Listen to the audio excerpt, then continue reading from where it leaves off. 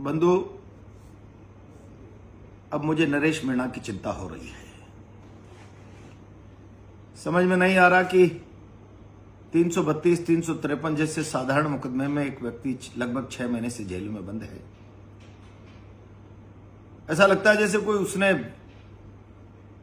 राजस्थान में इससे पहले इससे बड़ा अपराध कभी हुआ ही नहीं हो। हत्या जैसे अपराधों में लोग जमानत पर आजाद घूम रहे हैं, अपराध कर रहे हैं।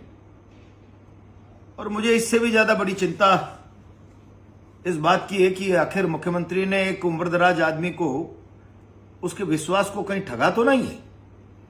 जैसा मेरी जानकारी में आया, मैं तो उस वार्ता का हिस्सा नहीं था, पर मैं जानता हूं राजस्थान की परंपराओं में कोई मुख्यमंत्री के साथ एक उम्रदराज व्यक्ति सद्भाविक वार्ता कर रहा है तो सद्भाविक वार्ता की कीमत लिखित वार्ता से और सशर्त वार्ताओं से ज्यादा होती है। ये समझने का विषय है।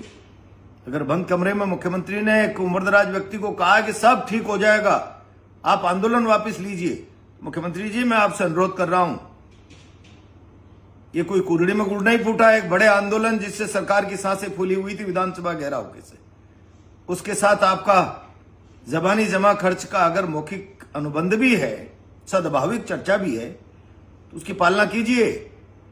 ये ब्रीच ऑफ ट्रस्ट है। एक उम्रदराज व्यक्ति के साथ आपने उसके विश्वास को ठगा है। राजस्थान की परंपराओं पर यह सवाल खड़ा हो जाएगा कि आखिर सद्भाविक वार्ता का, जिसका महत्व लिखित वार्ताओं से ज्यादा है। आप भी सरपंच, मैं भी सरपंच, सब ठीक हो जाएगा। क्यों नहीं अदालत में आपके डबल एजी और पीपी खड़े होकर कहते हैं जमानत दीजिए, इस मुकदमे पर सरकार ने आंदोलन के साथ समझौता किया, इसकी वापसी का ये नैतिक साहस दिखाइए, उसकी जमानत करवाइए, अदालत में खड़ा करिए। आपके डबल एजी को कहे कि ये मुकदमा सरकार वापस लेने का एग्रीमेंट कर चुकी है, वादा कर चुकी है, कमिटमेंट कर चुकी है।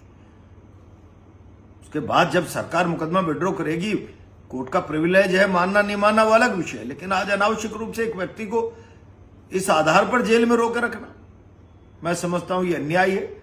और मैं तो नरेश के पिताजी को बुलाकर बात करने वाला हूं कि आप मुख्यमंत्री जी से कहिए, अगर ये सब कुछ बहुत जल्दी नहीं होता है तो मुख्यमंत्री का असली चेहरा कि सद्भाविक वार्ता का मजाक, राजस्थान की परंपराओं का मजाक मुख्यमंत्री कितना सहजता से उड़ा देते हैं। एक उम्रदराज आदमी के साथ की हुई चर्चा का शहीद स्मारक के सामने आमरण अनशन बैठने के लिए कहूंगा और फिर देखते हैं आगे कहां तक बात जाती है।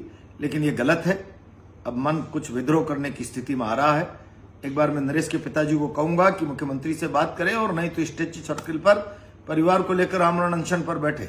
अब बात यूं नहीं बनने वाली है। धन्यवाद।